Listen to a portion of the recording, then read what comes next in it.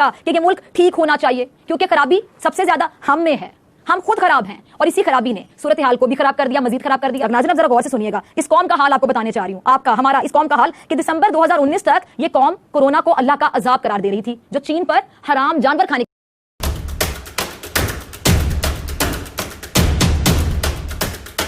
کہیں گے کہ یا اللہ صرف ایک موقع دے دے، صرف ایک موقع اور دے دے، کچھ وقت کے لیے دنیا میں بھیج دے، ہم اپنے تمام گناہوں کی توبہ کر کے، جن کی حق تلفی کی ان سے معافی مانگ کر، جن کا دل دکھایا ان سے ازالہ کر کے تیری بارگاہ میں واپس آ جائیں گے، لیکن تب موقع نہیں ملے گا، موقع نہیں ملے گا کیونکہ وقت گزر چکا ہوگا، تب صرف حساب ہوگا۔ یہی رویہ آج ہمارے معاشرے میں دکھائی دے رہا ہے۔ دنیا میں ایک وبا پھیلی جس کو کورونا کا نام دیا گیا، اس وبا نے پہلے چین اور اس کے بعد تمام ممالک کو اپنی لپیٹ میں لینا شروع کر دیا، مریض بڑھنے لگے، کئی ممالک قبرستان بن گئے، اسپتال بھر گئے، کئی ریاستوں میں لاشیں ٹرکوں میں بھر کر کسی ایک جگہ پر ایک ساتھ دفنائی جانے لگی، زندگیوں کے چراغ تیزی سے بجھنے لگے، آئے دن سینکڑوں افراد کے مرنے کی خبریں سننے کو ملتی رہیں، لوگ اپنے پیاروں کو روتے رہے، تڑپتے رہے، مرتے رہے، آخری دیدار بھی نصیب نہ ہو سکا، ایک ہی خاندان کے کئی افراد اسی بیماری سے مر گئے، لیکن پاکستان میں موجود پاکستانی ٹس سے مس نہ ہوئے، ان کو کوئی فکر نہ تھی، ان کو کوئی پرواہ نہ تھی، دنیا میں اموات بڑھتی رہیں، پاکستان کے عوام کے کانوں پر جون تک نہ رینگی، لیکن یہ وائرس رینگتا ہوا پاکستان ضرور آ گیا۔ اچھا جب پاکستان آ گیا، وائرس کے آتے ہی ملک کے وزیر اعظم نے اپنی قوم سے خطاب پر خطاب کیا، صرف ایک خطاب نہیں کیا، اور ہر خطاب نے گزارش پر گزارش کی،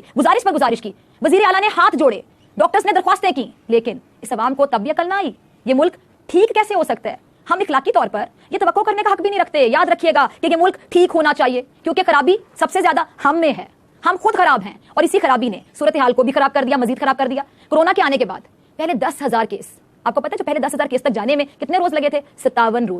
روز میں 10,000 کیسز تھے، لیکن اب حالت یہ کہ آخری 10,000 کیسز آپ کو انداز ہے صرف 2 دن کے اندر ہم لوگوں نے پہنچا دیا، 2 دن میں 10,000 کیسز۔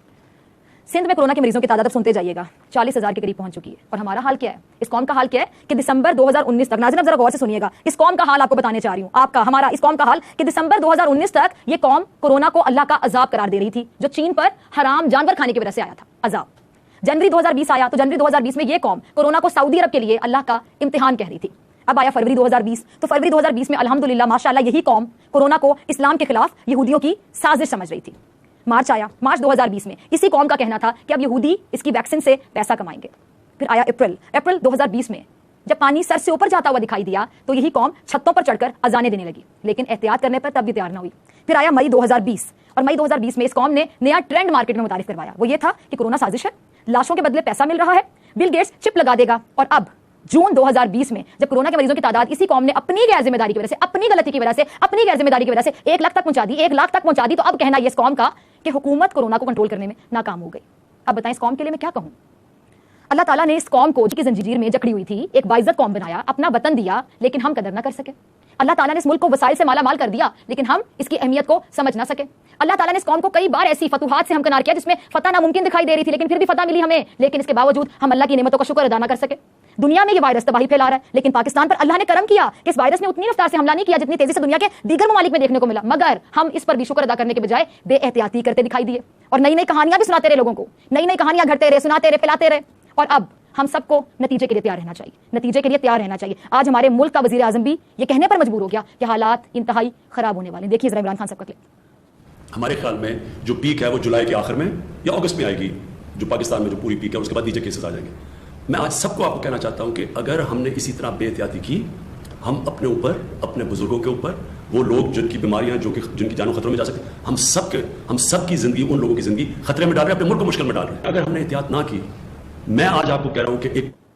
آپ کے لیے آنے والا ہے۔ یہ وزیر اعظم پاکستان جو بار بار خطاب کرتے رہے، بار بار آپ کو سمجھاتے رہے، اب ان کی یہ گفتگو بھی آپ نے سنی، لیکن ہم یہ بات سمجھنے کو تیار نہیں ہیں۔ ہم کہتے ہیں کہ اسپتال ٹھیک نہیں ہے، ہم کہتے ہیں کہ انجیکشن لگا کر، ٹیکے لگا کر جان بوجھ کر مارا جا رہا ہے، ہم کہتے ہیں کہ لاشوں کے بدلے پیسے لیے جا رہے ہیں، لیکن اپنا جرم قبول نہیں کرتے۔ یہی ہماری سب سے بڑی غلطی ہے کہ ہم اپنا جرم قبول نہیں کرتے۔ ہم 100 باتیں گھڑ لیں گے، ہم 100 باتیں پھیلا دیں گے، اپنا جرم قبول نہیں کریں گے۔ اس بیماری کا علاج ہمارے ہاتھ میں ہے، اور وہ کیا ہے؟ احتیاط کرنا ہمارے اختیار میں ہے۔ جب ہم احتیاط کرنے پر تیار نہیں ہیں تو پھر صورتحال جو ہے یا جو ہونے جا رہی ہے اس کے لیے پھر ہمیں تیار رہنا ہوگا۔ لوگ کہتے ہیں جی کہ صوبہ سندھ، اس کے ہاسپٹلز اتنے اچھے ہیں، اتنے آئیڈیل، اتنے پرفیکٹ ہیں کہ لوگ باہر سے بھی علاج کروانے کے لیے سندھ کا رخ کرتے ہیں۔ اور جو تقریر عذرا صاحبہ نے کی وہ بھی انگریزی میں، تو مجھے بتائیے کہ سندھ میں جو معیار تعلیم دیا گیا، کتنے سندھیوں کو انگریزی سمجھ آئی ہوگی؟ میرے خیال سے وہ جو تقریر تھی وہ بھی شاید انہیں باہر والے لوگوں کے لیے تھی جو سندھ میں علاج کروانے کے لیے آتے ہیں، تاکہ اور افراد بیرون ملک سے علاج کروانے کے لیے آئیں۔ پھر سندھ کے عوام کیوں رونا روتے ہیں اس سے صاحبہ کہ سرکاری ہاسپٹل میں علاج نہیں ہوتا ہے؟ اور ان میں سے کتنے لوگ ہیں جو خود سندھ میں حکومت کریں درجن سالوں سے، جو خود سرکاری ہاسپٹل میں کبھی علاج کروانے کے لیے، مرتضیٰ صاحب خود گئے کبھی کسی سرکاری ہاسپٹل میں اپنا علاج کروانے کے لیے؟ تھینک یو سو مچ فضا. بہت سارے کوشچنس ہیں کٹھے آ گئے اور واقعی میں یہ آپ کے نہیں میرے نہیں پوری عوام کے سوالات ہیں اور ان کی تکالیف ہیں جو بھی آپ نے سوالوں کی صورت میں مجھ سے پوچھا. دیکھیے جی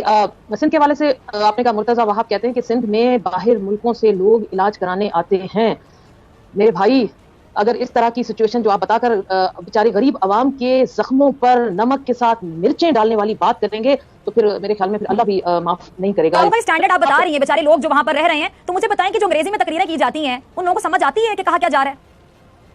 دیکھیے فضا ہمارا صوبہ جس میں تعلیم کا جو حالت تعلیم کی جو پرسنٹیج ہے اس کا جو معیار ہے وہ ساری دنیا نے دیکھا کہ 4 صوبوں سے بھی کمپیئر کرتے ہیں تو سندھ ہمارا آخری نمبر پر آتا ہے. اس کے بعد یہاں جو اسکول بند ہیں بیچارے لوگ, اور چلے بھائی پڑھائی ہے, چلے آپ پڑھا رہے ہیں, لوگ پڑھ رہے ہیں, لیکن جو چیٹنگ ہوتی ہے, جو چیٹنگ کا جو آپ نے بیماری ڈال دیا لوگوں بچوں میں, کراچی سے کشمیر تک کون سا سینٹر ایسا نہیں ہے